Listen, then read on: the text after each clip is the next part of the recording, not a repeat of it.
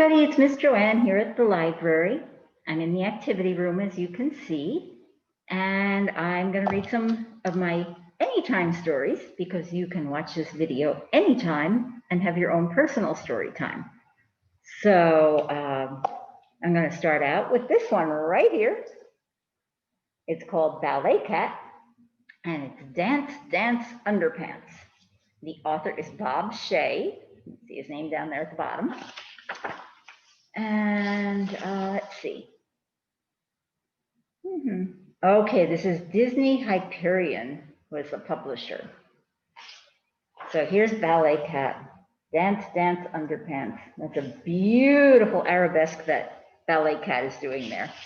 Arabesque is when you stand with one leg raised up in the back of you. Okay, let's see. Let's get to the beginning. Here we go. I guess that is the first page. Come on, Butter Bear, dance like we practiced. So there's Ballet Cat. And the yellow one must be Butter Bear. And Ballet Cat says, leap, Butter Bear, leap. And Butter Bear says, yes, Ballet, here I go, watch out. Is Butter Bear leaping? Doesn't look like a leap to me. Nice toe pointing, Butter Bear. Now let's do some super high leaps. No, thank you, Ballet Cat. What do you mean? Super high leaps are the best part of ballet. Butter Bear says, leaping seems like showing off. Pointing toes is classy. And there you go. Can you see the whole thing? There we go. There's Ballet Cat leaping through the air, and Butter Bear says, not so much. What? Super high leaps are what make ballet so much fun. They're not showy. They're great. And Butter Bear says, and dangerous. Dangerous? Look at that fancy light. A leaping bear could hurt her head on a fancy light like that. You see it up, whoops, other side, there we go. Up there, there we go. See that fancy chandelier, whoops, gotta go the other way, there we go. It's a little backwards when you do this. No problem, says Ballet Cat. Oh, what's Ballet Cat gonna do? She's got a ladder. What's she gonna do? Where do you want it? She's gonna move the light. Move it to the left. Bang, saw, hammer, bang. Now to the right. There. Yes, better. Butter Bear's thinking about that. Ballet Cat says, that is where it was. Butter Bear says, I'm hungry. Will you pour me some cereal? If I make you cereal, will you do super high leaps? Butter Bear's like, yes. See that? Oh boy, oh my gosh. Ballet Cat has poured many bowls of cereal for Butter Bear, and it is still pouring. Look, that's the second, whoa, how many boxes? 1, 2, 3, 4 boxes of cereal I think they went through. There's 1, 2 at the bottom, and one up in the corner, and the one in Ballet Cat's paw. Okay, I've moved the light, and you have a belly full of cereal. Now will you leap? Now I would like a drink. Ah! Okay, what do you want to drink? Orange juice? No. What is hard to make and takes a long time? Oh boy. I think that Butter Bear is trying to get out of something, don't you? Don't you really think so? I do. What takes a long time? I know. An ice pop. Ballet Cat says, really? Butter Bear says, yes. So here we go, making some ice pops. It looks like they're making, what is it, juice or something, pouring it into cups, putting in the sticks, putting it in the freezer, and sitting there, waiting and waiting and waiting. Finally, it's ready. And Butter Bear says, yum, this hits the spot. And Ballet Cat says, now will you do some super high leaps? Sure. Right after I go to the bathroom. Ugh. There we go. And then Ballet Cat says, where are you going? The bathroom is that way. Butter Bear says, I cannot use your bathroom. I am a bear. I must go in the woods. Oh boy, and there's, see Butter Bear heading out into the woods. There are little trees back there. Oh boy. Then Ballet Cat waits again. Ballet Cat's reading a book and listening to some music and let's see, doing a puzzle down there at the bottom. Oh, building a ship in a bottle, looking out the window. What is going on with that Butter Bear? Let's see. Where have you been, Butter Bear? What do you mean? Oh my goodness, you're right. It is very late. No wonder I am so tired. I must go to sleep for the winter. See you in the spring, Ballet Cat. The Butter Bear has a watch. Did you see the watch before? I didn't notice a watch before. Not so fast. You are not going anywhere until we do the super high leaps like I showed you. Butter Bear says, I cannot. Why not? I wonder what's wrong. Something's upsetting Butter Bear, definitely.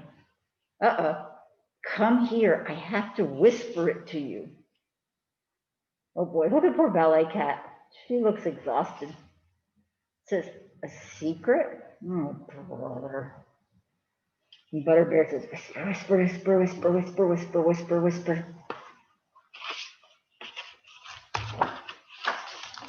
What?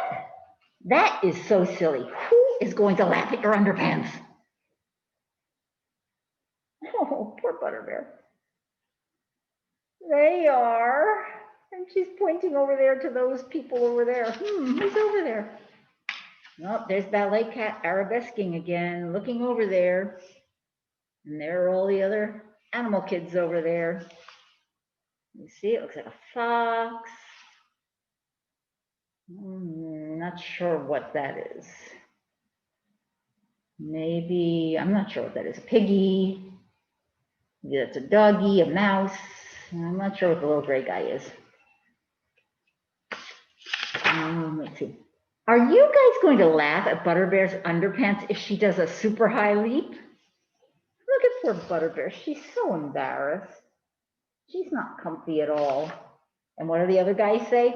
Yes, of course. That's why we came. And the little teeny tiny mouse says, I was promised underpants. Underpants, underpants, underpants, underpants. Wow. They're special. And now Ballet Cat is angry. Look at her face. She says, underpants peepers. I am sorry, Bear. I thought you were just lazy. Do not worry. We will show them. If you dance with all your heart, the only thing they will see is the beauty of ballet. They will forget all about your underpants. And Ballet Cat looks very sure about that, doesn't she? She's very certain. Butter Bear says, are you sure? And Ballet Cat says, what's my name? Ballet. What? Oh, I'm sorry, Ballet Cat. What do I know? Ballet. Exactly. Now get out there. Leap, Butter Bear, leap. And the other little guys are saying, well, let me get my fingers off them. Yeah, well, I'm still on them kind of a little bit there. It says, lovely, wow, fantastic, brava. If it's a girl, you say brava. If it's a boy, you say bravo. Applause, clap, clap, clap, clap, clap, clap, clap, clap, clap, clap, clap, clap. Hooray, applause. And Ballet Cat says, ballet conquers all. Thank you, Ballet Cat. Thank you, says Butter Bear. I think they're carrying Butter Bear off. She did so beautifully. No problem, Butter Bear. Besides, oh, and as she was leaping, did you see her underpants? I forgot all about them. Can you see what they have on them? Looks like rainbows and clouds and, I don't know, little critters with wings and flowers. You can see it better in that picture. There you go. See? And so Ballet Cat says, no problem, Butter Bear. Besides, what's so funny about underpants? You see Ballet Cat's underpants from the back? They have smiley faces on them. Did you know that if you look at a ballerina's tutu from the bottom, you don't see her underpants? You just see lots and lots and lots and lots and lots and lots and lots of ruffles. Because that's what a tutu is made of, ruffle and ruffle and ruffle and ruffle and ruffle. So that's Dance Dance Underpants with Ballet Cat and Butter Bear by Bob Shea. I like that book. I like that Ballet Cat is very confident and Butter Bear is like a little shy. But she danced. You gotta dance with your whole heart. Okay. Let's see. I think we'll do this one next. I love this book. It's a very special book to me. It's called Tugboat. The name of this particular tugboat is Hudson. Can you see it there on the boat? Just barely read it. Yeah, gotta get it so the light doesn't hit it. But it says Hudson. That's our river. And if you look over here, there's a bridge. That bridge is called the Hellgate Bridge. And it is in, well, it's on the East River, part of New York City. So this is a New York City tugboat. And it's a very special boat. And it just happens that this book was donated in memory of my father, who was an engineer on a tugboat in the New York City harbor. So that's why it's dear to me. So it's called Tugboat. And this is a nonfiction book. It's all real.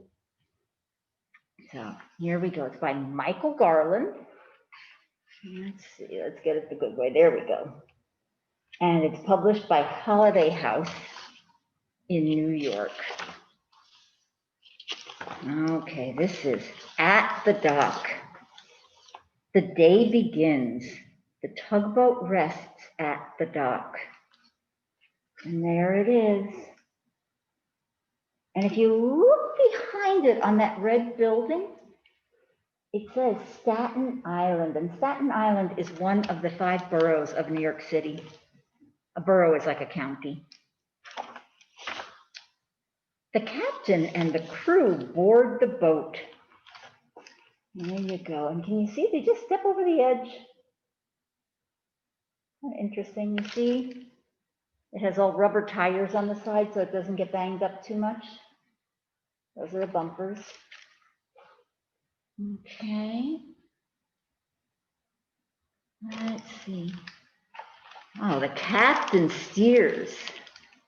The little boat is ready to do big jobs.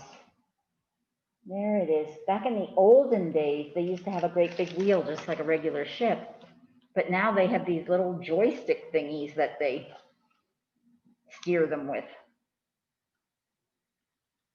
There it is. They're heading out on that little boat. And into the water. New York City has some rough waters. Can you see? Look, here's the captain looking out, and oops, in the one picture. But over here, you can just see the captain up here. Oops, let me get my finger there. In the pilot house. That's what that part is called up at the top, the pilot house. A cargo ship can cross the ocean, but it needs a little tug to help it into port. And look how big that cargo ship is, and look at that little teeny tiny tugboat. But it helps it get into port. They bump them and steer them and lead them along. A tug can pull a heavy barge filled with coal or oil. There you go. And you see the lines pulling it? They're very strong little boats.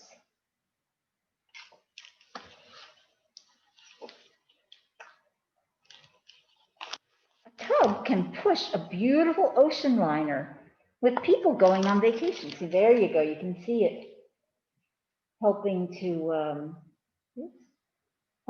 to dock the boat, or get the boat, the big ship, out into the water. A tug can pull a barge filled with stinky garbage. Hold your nose. There it is. You see the tugboat, and there's the barge. It's like a flat floating thing. A barge. It's like kind of like a great big bin that's filled up with garbage. And it says city sanitation over there. And what do you see? What do you see flying around there? See all the seagulls? They love the garbage. They'll find something good, even if we wouldn't think it was good. A tug can carry big parts for a new bridge.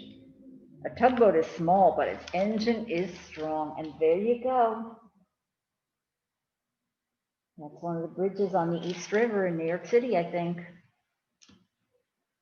They must have brought it along, and then the workers are going to install it. A tug can work in all kinds of weather. It can even work in a snowstorm. There you go. It's helping the bigger ship cross underneath. That's the Brooklyn Bridge. I'm pretty sure. Is that the Brooklyn Bridge? Yeah, I think that's the Brooklyn Bridge. Hard to see through the snow. Okay, tugboats pull tall ships. You know, the old-fashioned wooden ships, they were called tall ships because of their masts. And that was probably at the 4th of July one year. There they are, they're going past the Statue of Liberty. And on the 4th of July, a tugboat pulls the fireworks barge. There you go. The fireworks are on the barge. They put them out over the water so that it's not as dangerous. And the tugboat is the one that gets it there. The day ends. The tugboat rests at the dock. There you go. It's all quiet. Seagull is resting too. Look at the big full moon. The city in the background.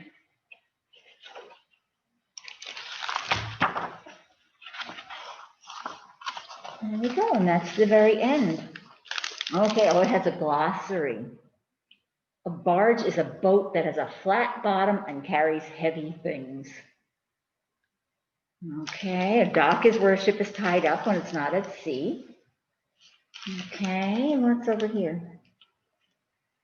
Tall ships, large sailing ships. Port, oh, where ships can load and unload people or cargo. So there's that glossary there that tells you all the various things. So that is a nonfiction book about a little tugboat. Oh, here's about that bridge. I told you it was on the East River. It's the Willis Avenue Bridge, and it crosses, oh, the Harlem River. Okay, in New York City. It joins the boroughs of Bronx and Manhattan. It was rebuilt in 2011. The center span of the bridge was built in Albany. That's a couple of hours north of where we live, and placed on a barge. A tugboat towed the barge down the Hudson River from Albany to New York City, and there it is. It was very cool because I remember when they did that. So that's our tugboat book, and that is a nonfiction book. It's one of the ones with the yellow labels, so it's an easier section. And I love that book because it makes me think of my dad, and tugboats are cool. I've been on one. It was a lot of fun. I have one more book here. Hockey in the Wild. Okay. I can't remember. Did I tell you that this one was by Michael Garland? I did. I'm sure I did because it was from Holiday House, right? Let's see. I think so. Yep. Holiday House. Michael Garland, Holiday House. Thank you, Michael. I like that book. Hockey in the Wild. And this one is by Nicholas Oldland. Look at, there you go. Some wild critters playing hockey. You see a moose there like Bullwinkle, a bear. Who's the little guy with the teeth, do you think? You think that's a beaver? I think that's a beaver. And this is from Kids Can Press. That's the name of the publisher. One particularly cold day, the beaver was getting ready for his morning dip in the lake. There you go, he's wearing his inner tube so he won't sink, I guess. Although beavers are very good swimmers. He checked the wind speed, his fingers up in there. He must have licked it because you wet your finger and you put it in the air. You can tell which direction the wind is coming from, so they say. I'm not very good at it. He removed his floaty, did his stretches, put on his bathing suit, and prepared to enter the water. Geronimo! That's my own part of it. Except the water wasn't water. It was ice. Crack. What are we gonna do now? You see the birdie there looking down? Birdie's saying, Hope he didn't land on his head. That would have been a really hard landing. The beaver quickly called his friends to tell them the news. Lace up! The lake is frozen. And, okay, so the moose answered the phone. I think mooses and beavers have phones? I'm not sure, but in this book they do. And Bear says, tell Beaver I'm sleeping. He's all snuggled up there in the bunk bed. But I guess he decided he'd get up because it says the bear and the moose ran down to the lake and they all jumped onto the ice. They're all still wearing their sneakers. Oh, no, I'm wrong. Those are ice skates. I see they have blades. Okay. But they discovered that the ice wasn't quite thick enough to play hockey. Oh, no. And they went right through. And the little bird is there looking down saying, that could be very dangerous if you're a person. I guess maybe bears and things have a thick layer of fat underneath their fur so it keeps them warm. Determined to play, the next morning they returned to the lake better prepared. And there they are. Let me see. Here we go over here. They're all set. They've got a vest, floaties. I guess these are like life preserver type vests. Gloves. But it didn't help. The ice was still too thin. And there they went right through again. And the beaver says, pass the puck. And the moose says, help. And the bear says, I can't feel my legs. Waiting for the lake to freeze seemed impossible. They tried to take their minds off hockey, but it was difficult. They practiced competitive napping. The bear's there snoring away. The beaver says, "Bear, you win." And then they spent countless hours singing karaoke.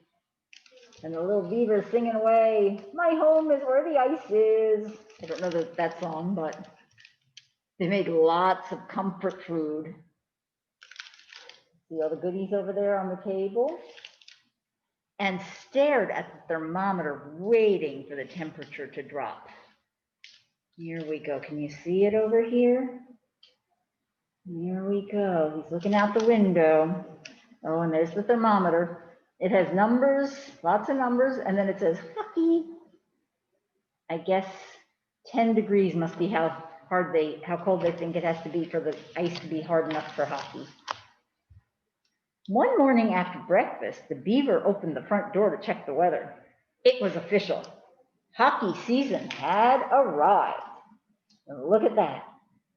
Whoa, that's quite a wind going there. It looks like his ice cream's blowing away. The birdie's blowing away. The tree is blowing away. Actually, the tree broke and parts of it are blowing away. The other trees are bending over. The beaver went to tell the bear and the moose the news, but after the long off season, they were in no shape to play hockey.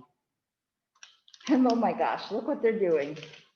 Watching TV, bear's eating pizza, and it looks like he also has pasta there. Oh, some cans of soda. Oh, Moose has been eating cake. See the cake on his belly?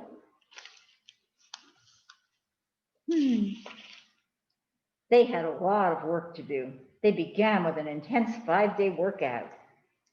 Ate kale for breakfast, lunch, and dinner. Showered. Sharpened their skates. Finally, fit and confident and prepared, they headed to the lake. There you go, and you can see them heading off with their skates and their hockey sticks. Not wanting to repeat their earlier mistakes, they took all of the necessary precautions. First, the bear threw a giant boulder onto the ice to see if it would crack. There he is with the boulder. Next, the beaver measured the thickness, and you see he's got a measuring stick there. Put it through a hole. Then as a final test, they sent the moose out onto the frozen lake. And oh, yeah, they sent him out. It looks to me like they're pushing him out. Pushing, pushing, pushing. And Bear says, "Don't worry, I've got you." A likely story. And the ice held strong. Satisfied that it was safe to play, the bear and the beaver quickly laced up and joined the moose on the frozen lake. Who else laced up? Can you see? The little bird, the little red bird. And there they are. Game on. The bear, the moose, and the beaver played fast and wild. They shot, glided, tripped, flipped, and sometimes crashed. And when everyone was in position and on the attack, you could hear the three friends shout, "He shoots! He scores!" There you go. You see the puck going into the net? There we go. As the sun set and the stars filled the sky, the bear, the moose, and the beaver kept on playing. It seemed like nothing could stop them now except maybe spring thaw. But that was a long way off. And there they are playing in the dark with all the stars out there. You notice how bright the stars seem at night in the winter? Not the nights when it's a little hazy or whatever, but on the nights when it's clear, the stars are very bright. There's some very bright winter stars out. So that was Hockey in the Wild by Nicholas Oldham. And I enjoyed that book. I hope you enjoyed it. This will be on our YouTube channel, and it will be on our Facebook, and you can watch it anytime you want to. So I hope that you'll enjoy that. And in a few weeks, we'll also have an anytime book and craft. And that you'll be able to pick up a craft kit here at the library to do along with watching and reading the books if you want to. So watch our newsletter, watch our children's page, and it's coming. Lots of things are coming. So I'm going to sign out here. Everybody have a happy, happy new year. I forgot to even say that before. So happy new year. And yes, I also forgot to say I'm wearing my mask because I'm here in the library and we can't be too careful. So I've got my mask on, a pretty flower mask. I hope you like it.